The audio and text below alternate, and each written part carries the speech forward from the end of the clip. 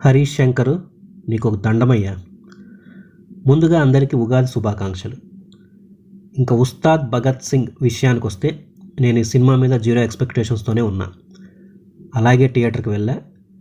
Surprisingly నాకు బాగానే ఉంది అనిపించింది. హోల్డ్ ఆన్ అందరికీ అలాగే అనిపించకపోవచ్చు, సో అది గమనించుకోండి. కథ చాలా రొటీను, స్క్రీన్ ప్లే కూడా చాలా ప్రెడిక్టబుల్గా ఉంటుంది.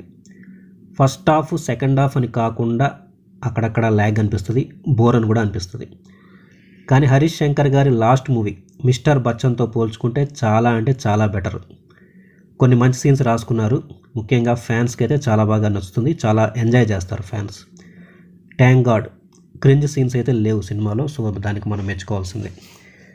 పీకే గారి ఓల్డ్ మూవీ ఒక సాంగ్ ఉంది, అది చాలా అంటే చాలా బాగా వర్కౌట్ అయింది. ఒక ముక్కలో చెప్పాలంటే పవర్ స్టార్ పవన్ కళ్యాణ్ గారి వన్ మ్యాన్ షో. ఫ్యాన్స్కి ఫీస్ట్, నార్మల్ ఆడియన్స్కి ఓకే పర్లేదు అనిపించవచ్చు. ఇంకా యాక్టర్స్ విషయానికి వస్తే ఆల్రెడీ చెప్పాను, పీకే వన్ మ్యాన్ షో.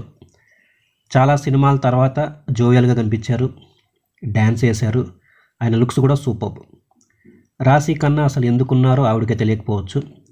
శ్రీలీల పర్లేదు అనిపించింది. విలను ఓకే విలను చాలా చోట్ల ఉన్నాడు సినిమాలో, కానీ ఓకే అనిపించాడు అనమాట, అంత గొప్పగా అయితే అనిపించలే. ఇంకా టెక్నికలీ నాకు బాగా నచ్చింది. ప్రొడక్షన్ క్వాలిటీ బాగా రిచ్గా ఉంది, కొన్ని డైలాగ్స్ బాగున్నాయి, ఆర్ట్ డైరెక్షన్ సూపర్గా ఉంది. దేవశ్రీ ప్రసాద్ అన్న సాంగ్స్ అయితే ఓకే అనిపించాయి. తమనన్న బీజిఎం కూడా not up to the mark, అంత తోపుగా అయితే లేదు. ఎందుకంటే తమన్ బీజిఎం చాలా బాగుంటుంది. ఈ సినిమాలో అంత గొప్పగా అయితే అనిపించలే, ఓకే అనిపించింది. ఇంకా డైరెక్టర్ హరీష్ శంకర్ గారి గురించి చెప్పాలంటే ఓకే పర్లేదు అనిపించారు.